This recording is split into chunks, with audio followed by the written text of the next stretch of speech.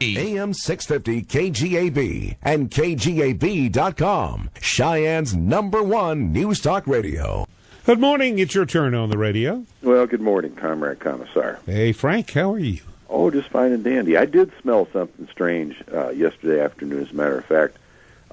I caught a whiff of it, very low, smelled like fire somewhere. So I figured it was from Colorado. I think so, yes. But no ammonia smell. I don't think I've run across such a pile of false arguments and logical fallacies as ever before in this county pay raise thing. The proponents of this are just all wet from the word go. They're talking about, well, they have to retain these employees. And contraire, the idea of public service is to donate a couple years of your life and then move on, go back to the plow. When we have a permanent bureaucracy, we have little fiefdoms and power circles and cliques that form and defeat the will of the people via the elected officials. So we don't want a permanent bureaucracy. We want them to move on, particularly in management, folks. Now, as far as your custodians or your clerks or whatever, not so much, but your management people, you don't want them to be around for 10, 15, 20 years of retirement type thing. They shouldn't be paid any retirement, and they shouldn't have any benefits. Work here a couple of years and get on down the road. Yes. Permanent bureaucracy is just a danger to us. Now, they're talking about in the paper this morning, wow, they got this extra revenue. Well, if they got extra revenue, that means they've overtaxed us somewhere. So it came from we, the people. Don't spend it, give it back. Yeah, why not give it back? How about lowering these outrageous auto registration fees for a year till you give it back? And to do this across the board is just plain wrong, because the higher paid people don't need, quote unquote, a raise. If need is the justification, it is not there on the people making over $40,000 a year. It's on the lower scale. And the bonus, this is entirely bogus, that somehow going from a monthly paycheck to a paycheck every 2 weeks, somehow you're going to miss pay. I don't get that at all. Unless I don't either. That doesn't make sense, because you just get paid. Your pay periods will differ, and your check may be smaller on one end, but on the other end, it's going to be bigger. Right. You don't lose any money. It's just like, I've always, in this business, it's common that we're paid twice a month. Some months, we're fortunate. We get a bonus.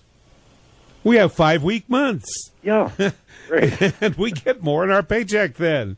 And so that's what happens when you go from a monthly paycheck to a bi-monthly paycheck. You don't lose any money anywhere. No. All of their arguments are based on emotion. And in the councils of government, emotion has no business on the floor.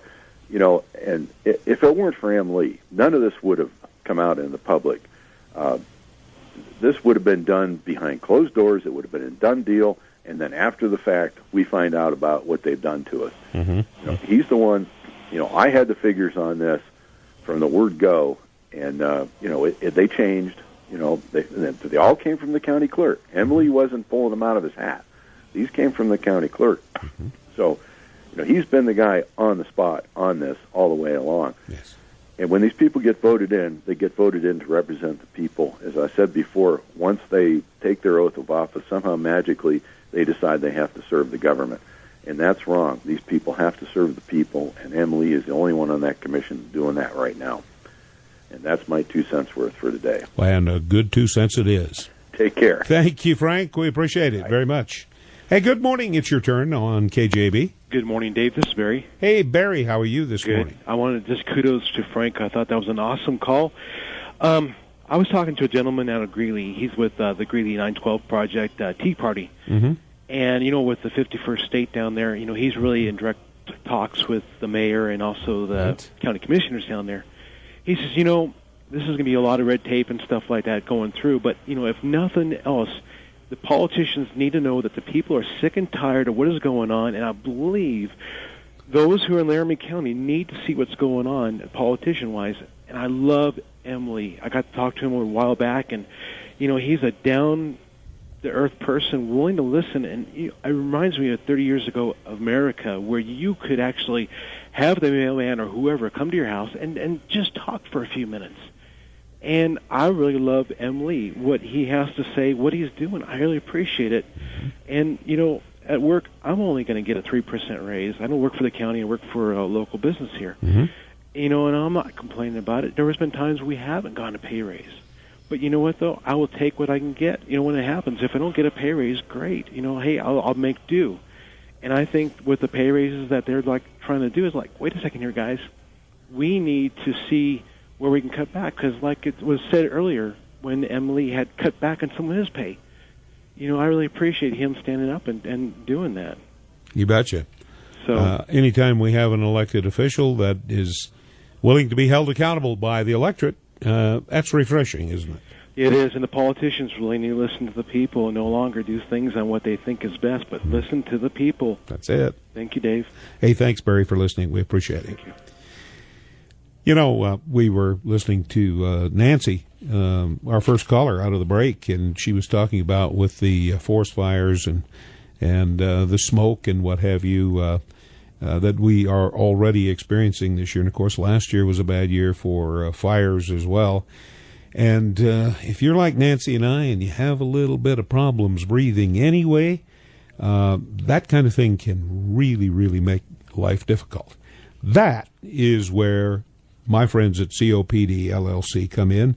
Clark and his daughter Carrie McEnroy, a family-owned business right here in Cheyenne, and they're easy to find. They're located at 2409 East 15th Street, and right on the street there. If you turn just before you off of Converse, just before you get to Walgreens, go up 2 blocks. It's right there on the left. Stop in and see them, and let them know that, by golly, I'm having some problems, or maybe your doctor has said, yeah, you need to have a little oxygen to offset, some of the breathing that you have, problems that you have. Maybe you were a smoker when you were younger, or maybe you just, aren't getting as much oxygen in your system as you need at this high altitude.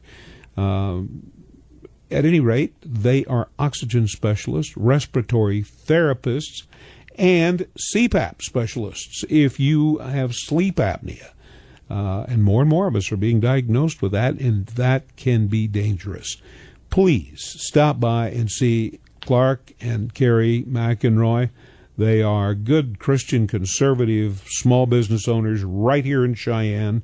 They have all your CPAP and oxygen and portable oxygen needs.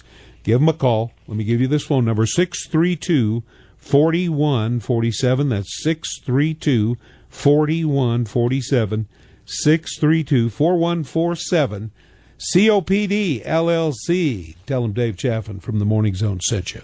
We'll be right back with some more open line time. You're in the Morning Zone on AM 650 KGAB. AM 650 KGAB.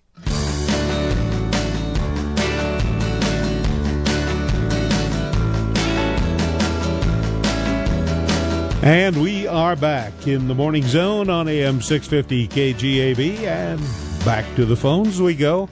Good morning, you're on the radio in the Morning Zone. Hi, I want to comment on some of the government pay stuff that we're talking about. Okay.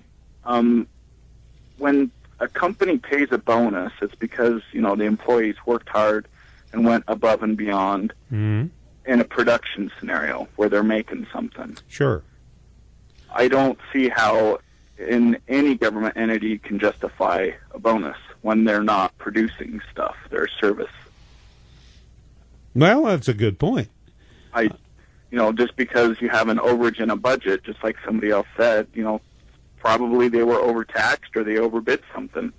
You don't take that money from the people and give it to employees as a bonus. No. I don't see any instance in any government job where a bonus is justified. Well, I think their justification is that, the employees haven't had a raise for 4 years. A lot of us haven't had a raise for 4 years. Exactly. That's the economy. And just because you're a public employee, you shouldn't be exempt from the downsides of the economy, just like the rest of us. Since they are government tied and tied to the the income, I think that they should tie government pay to how the economy is doing. If the economy suffers, then I think their pay should reflect that. Just like anybody else that owns their own business. When the economy's bad, if you own your own business, you don't make as much money. Well, and, I guess maybe I see things too simplistically, but when they took those jobs, they knew what those jobs paid. Exactly. And they knew what the job entailed. And nobody twisted their arm, I don't think. Usually the attitude is, hey, I can get a government job. I'm fixed for life. Good benefits and, a pension and, good pay and all that goes with that. I'm fixed for life. And to an extent, that's true. They won the lottery, exactly. Yeah. That they think that they don't have to do anything else ever. And just as an example, when I was growing up, we had one principal at the school. Mm-hmm. Now they have 3 and 4 principals. Yeah, they have a principal for each grade. Why? Yeah. What is that? When I was in junior high, and I use that as an example because my daughter is now in junior high, and they have a school principal. They have a 7th grade, 8th grade, and a 7th grade principal and an 8th grade principal. Do you know what those principals make? I've seen the numbers. They're released every year, once a year. The Wyoming Tribune-Eagle posts those. They're pushing 6 figures. That's it. And I tell you what, and there are a lot of good, hard-working public employees. Don't get me wrong. I agree. My wife's a teacher, yeah. And I think that she's paid pretty well, and but probably to her chagrin, I think she's almost paid too well. Doesn't it make more sense in the case of education? Here's always been my argument. Rather than have all of these bureaucrats and administrators, what about putting that money back into the classroom? Exactly. Teachers' the salaries classroom and the teachers. And material. When my wife started, they were low. I mean, she started like $23,000 a year. Sure. That's almost minimum wage. Yeah. So, she's making a lot more than that. She's been doing it, 13, 14 years. Believe now, me, teachers earn it. Yeah, exactly. But I don't think the principal that sits in his office and reads golf magazines all day is really justifying his position. Yeah, or all of these assistants. And you look at the city is the same way. I mean, you have a director of golf and the assistant director of golf and the assistant to the assistant director of golf. What do all of those assistants do? Why can't the director of golf get off his duff and go out there and do some of the work himself? Well, and I agree with the caller a couple days ago. Why do we even have a city-run golf course? Mm-hmm. Exactly. What's the purpose in that? Well, I think most cities do have. But is it being run efficiently? If the status quo, does that make it okay? Is it being run efficiently? Is it what the people want? Is it being utilized to a maximum benefit? I don't know the answers, and I don't think anybody is really bothered to do that. I don't remember seeing in the Constitution or even the state constitution where the government has to justify and be in business of entertainment. Well, we've got to go to the hard break at the bottom of the hour. I thank you for your call, my friend. We appreciate it, and we will be back on the other side and continue to take your calls and comments right here in the Morning Zone on AM 650 KGAB. Right now, 9:30.